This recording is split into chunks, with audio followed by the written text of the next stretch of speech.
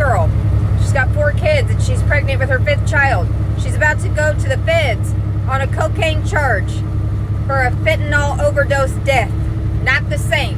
It is not the same thing. When I tried to tell you they're hanging black folks for white people's death on this fentanyl shit, 217,000 arrests for marijuana were made and only 3,000 arrests for fentanyl, and I'm about to dig to see how many of those people are black.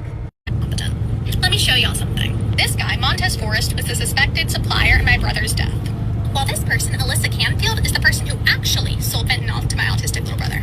And despite the fact that the city of Charleston police were able to subpoena Alyssa's Snapchat records, that showed that she was not only dealing fentanyl, but also prostituting herself in order to buy drugs. And despite the fact that Alyssa admitted that she sold the fentanyl, and formal records state, yes, this was her, Alyssa got off scot-free.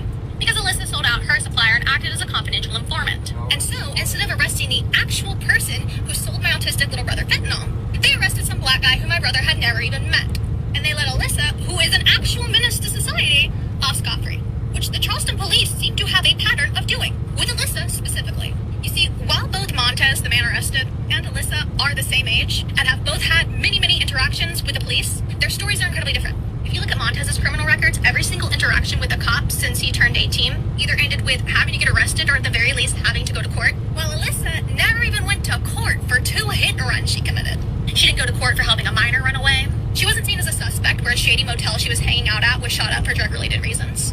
And when a cop stopped to help her and found weed in her car, she wasn't even given a ticket. It was taken and the cop said that he didn't want to pursue charges. A chance that Montez was never afforded.